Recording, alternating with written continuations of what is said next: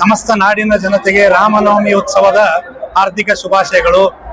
ಐತಿಹಾಸಿಕ ವಿಜಯಪುರ ನಗರದಲ್ಲಿ ನಿರೀಕ್ಷೆಗೂ ಮೀರಿ ಇವತ್ತು ರಾಮನವಮಿ ಉತ್ಸವದಲ್ಲಿ ಸಮಸ್ತ ಹಿಂದೂ ಸಮಾಜ ಭಾಗಿಯಾಗಿದೆ. ಇದಕ್ಕೆ ಕಾರಣ ಪ್ರಮುಖ ಕಾರಣ 500 ವರ್ಷಗಳ ನಂತರ ಅಯೋಧ್ಯೆಯಲ್ಲಿ ಭವ್ಯ ರಾಮ ಮಂದಿರ ನಿರ್ಮಾಣ ಆಗಿದೆ.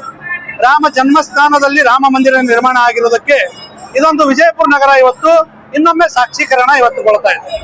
ಇವತ್ತು ನಿರೀಕ್ಷೆಗೂ ಮೀರಿ ನಮ್ಮ ಸಹೋದರಿಯರು ನಮ್ಮ ಹಿಂದೂ ಸಂಸ್ಕೃತಿಯ ಪ್ರಕಾರ ಎಲ್ಲ ನೃತ್ಯವನ್ನ, ಸಂಗೀತವನ್ನ, ಕೋಲಾಟವನ್ನ, ಭಜನೆಯನ್ನ ಹಾಡುತ್ತಾ ಇದರಲ್ಲಿ ಭಾಗಿಯಾಗಿರೋದು ಒಂದು ವಿಶೇಷ.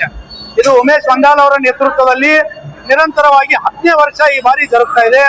ಈ ಸಂದರ್ಭದಲ್ಲಿ 15-20 ಸಾವಿರಕ್ಕೂ ಹೆಚ್ಚು ಜನ ಇಲ್ಲಿ ಸೇರಿರೋದು ನಮಗೆ ಅಚ್ಚರಿ ತಂದಿದೆ.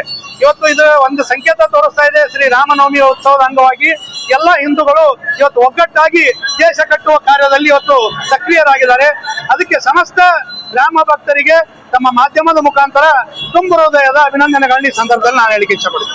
ಧನ್ಯವಾದಗಳು. ಪ್ರತಿ ವರ್ಷದಂತೆ ಈ ವರ್ಷವೂ ಕೂಡ ರಾಮನವಮಿ ಉತ್ಸವ ಸಮಿತಿ ಅಧ್ಯಕ್ಷರಾದಂಥ ಉಮೇಶ್ ವಂಗಾಲ್ ಅವರ ನೇತೃತ್ವದಲ್ಲಿ ಇವತ್ತಿನ ದಿವಸ 10ನೇ ವರ್ಷದ ಈ ಶೋಭಾಯಾತ್ರೆ ಅತ್ಯಂತ ವಿಜೃಂಭಣೆಯಿಂದ ಜರುಗ್ತಾ ಇದೆ. ಇಡೀ ಬಿಜಾಪುರ ಜಿಲ್ಲೆಯ ಜನತೆ ಅಗದಿ ಉತ್ಸುಕದಿಂದ ಈ ಶೋಭಾಯಾತ್ರೆಯಲ್ಲಿ ಪಾಲ್ಗೊಂಡಿದ್ದು. ವಿಶೇಷವಾಗಿ ನಮ್ಮ ತಾಯಂದಿರು ಒಂದೇ ಬಣ್ಣದ ಸಾರಿಯನ್ನು ಉಟ್ಕೊಂಡು ಇವತ್ತಿನ ದಿವಸ ಒಂದು 3000ಕ್ಕಿಂತ ಹೆಚ್ಚಿಗೆ ಏನು ನಮ್ಮ ತಾಯಂದಿರ ಸೇರ್ಯಾರ.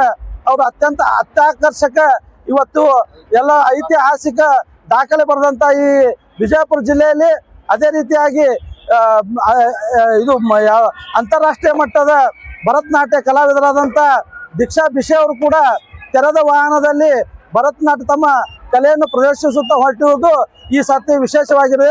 ಅದೇ ರೀತಿಯಾಗಿ ಹಲ್ಗಿ ಮಜಲ ಇರ್ಬೋದು, ಆಮೇಲೆ ಬಹಳಷ್ಟು ವಿವಿಧ ವಾದ್ಯ ವೃಂದಗಳೊಂದಿಗೆ ಮತ್ತು ಅದರೊಂದಿಗೆ ಡಿಜೆ ಕೂಡ, ರಾಮನ ಭಕ್ತಿ ಗೀತೆಗಳೊಂದಿಗೆ ಡಿಜೆ ಕೂಡ ಇಲ್ಲಿ ಇರುವುದರಿಂದ ಸಾವಿರಾರು ಸಂಖ್ಯೆಯಲ್ಲಿ ಯುವಕರು ಕೂಡ ಪಾಲ್ಗೊಂಡು ಈ ಕಾರ್ಯಕ್ರಮವನ್ನು ಅತ್ಯಂತವಾಗಿ ಯಶಸ್ವಿಗೊಳಿಸುವ ನಿಟ್ಟಿನಲ್ಲಿ ಎಲ್ಲರೂ ಕೂಡ ಪಾಲ್ಗೊಂಡಿದ್ದಾರೆ ಅಂತ ಹೇಳಕ್ ಇಷ್ಟಪಡ್ತೇನೆ. ಜೈ ಶ್ರೀರಾಮ್, ಜೈ ಜೈ ಶ್ರೀರಾಮ್, ಜೈ ಶ್ರೀರಾಮ್, ಜೈ ಜೈ ಶ್ರೀರಾಮ್.